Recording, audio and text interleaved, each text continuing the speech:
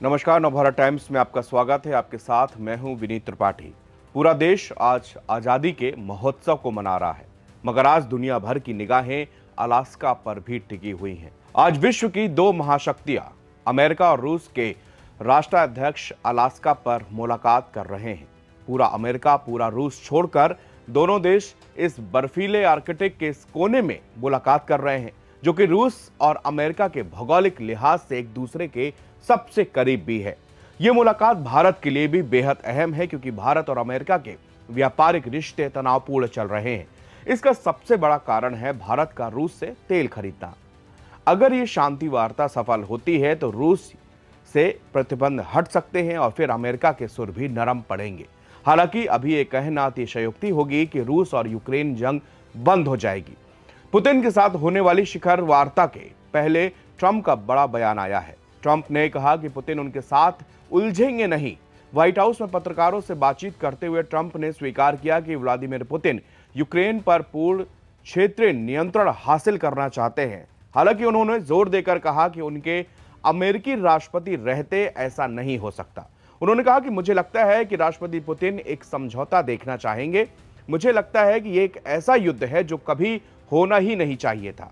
मेरी राय में अगर मैं राष्ट्रपति नहीं होता तो वो उड़कर पूरे यूक्रेन पर कब्जा कर लेते, लेकिन मैं राष्ट्रपति हूं, मेरे साथ वो खिलवाड़ नहीं करेंगे।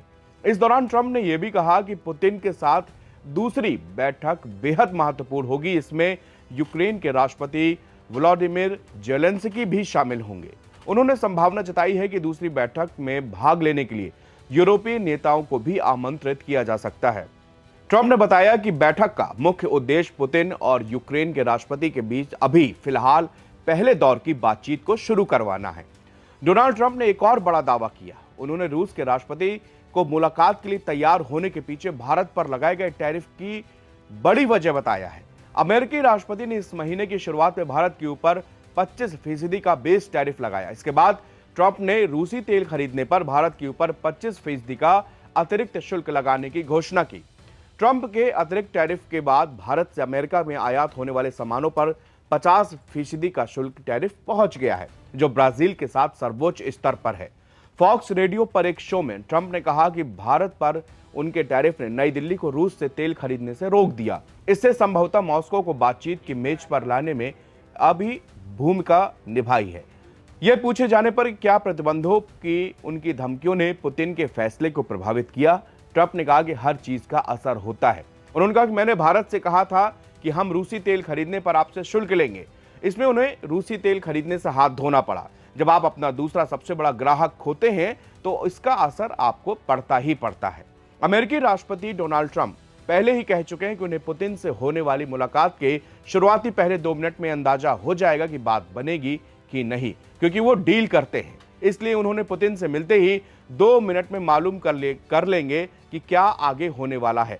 उन्होंने ये भी कहा कि अगर रूसी राष्ट्रपति पुतिन ट्रेड की तरफ बढ़ते हैं तो दोनों देशों के बीच समान व्यापार संबंध फिर से बहाल हो सकते हैं।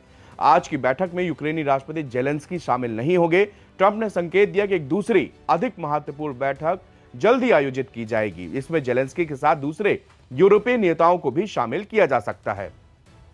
यूरोपीय नेता और जेलेंस्की पुतिन और ट्रंप की मुलाकात से पहले चिंता जाहिर की कि बिना यूक्रेन की भागीदारी के कोई भी समझौता किसी मरे हुए फैसले जैसा ही होगा। जेलेंस्की ने साफ किया कि वो डोनबास इलाके पे पीछे नहीं हटेंगे और किसी भी क्षेत्रीय समझौते को भविष्य के रूसी आक्रमण का रास्ता खोलने वाला मानते हैं।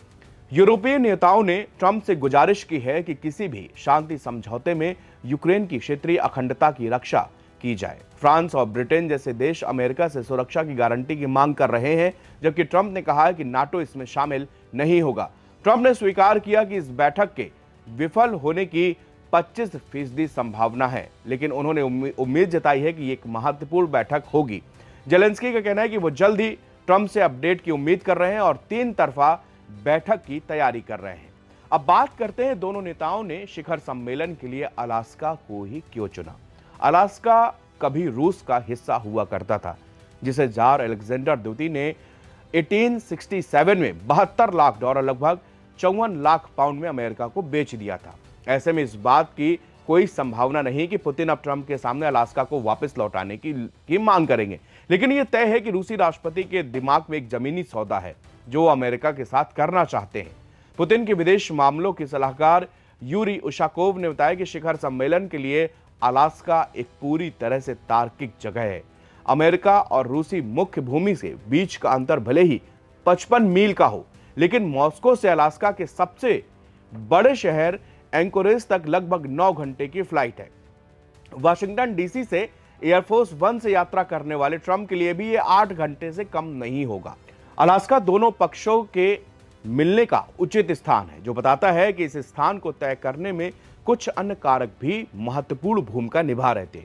रूसी राष्ट्रपति पुतिन ट्रंप के साथ प्रतिबंधों, व्यापार और यूरोप में नाटो की पहुंच पर एक प्राइवेट बातचीत करना चाहते थे। ऐसे में उनके लिए अलास्का से बेहतरीन जगह नहीं हो सकती थी। सबसे बढ़कर अलास्का पुतिन दौरे के लिए एक सुरक्षित जगह है। पुतिन अभी भी अंतर्राष्ट्रीय आपराधिक कोर्ट के में मोस्ट वांटेड भी हैं। इस पर उन पर जो है मार्च 2023 में यूक्रेन से बच्चों को जबरन रूस भेजने के संबंध में युद्ध अपराधों का आरोप भी लगा है। आपराधिक न्यायालय ने उनके खिलाफ गिरफ्तारी वारंट जारी किया है, लेकिन ना तो रूस और ना तो अमेरिका इस न्यायालय को मान्यता नहीं देता। ना ही रूस से अलास्का के बीच कोई ऐसा दूसरा अमित्र देश है जहां से होकर पुतिन की फ्लाइट गुजरे या पुतिन को कोई भी खतरा हो। उशाकोव ने बताया कि हमारे लिए यह सिर्फ एक बेरिंग स्ट्रेट पार कर उड़ान भरना और दोनों देशों के नेताओं का इतना अहम और लंबे समय से इंतजार किया गया शिखर सम्मेलन अलास्का में होना बिल्कुल सही है। आखिरी बार अलास्का मार्च 2021 में किसी बड़े अमेरिकी कूटनीतिक कार्यक्रम का केंद्र बना था, जब जो बाइडेन की नई कूटनीतिक और राष्ट्रीय सुरक्षा टीम ने एंकोरेज में अपने चीनी समकक्षों से मुलाकात की थी। उस बैठक का माहौल तनावपूर्ण हो गया था, जब चीन ने अमेरिका पर अहंकार और पाखंड का आरोप लगाया था। व्हाइट हाउस ने मंगलवार को पुष्टि की है कि बैठक अलास्का के सबसे बड़े शहर एंकोरेज में होगी। द्विपक्षीय बैठक की घोषणा करते समय ट्रंप ने कहा था कि यह जगह कई कारणों से काफी लोकप्रिय है, लेकिन तब यह नहीं बताया गया था कि यह मीटिंग राज्य के इस सबसे बड़े शहर में होने जा रही है। दोनों नेताओं की मेजबानी ज्वाइंट बेस एल्मेंडॉर्फ रिचर्डसन में होगी, जो अलास्का का सबसे बड़ा सैन्य ठिकाना है। 64,000 एकड़ में फैला यह बेस आर्कटिक क्षेत्र में अमेरिकी सैन्य तैयारियों का एक अहम केंद्र भी है। शुक्रिया।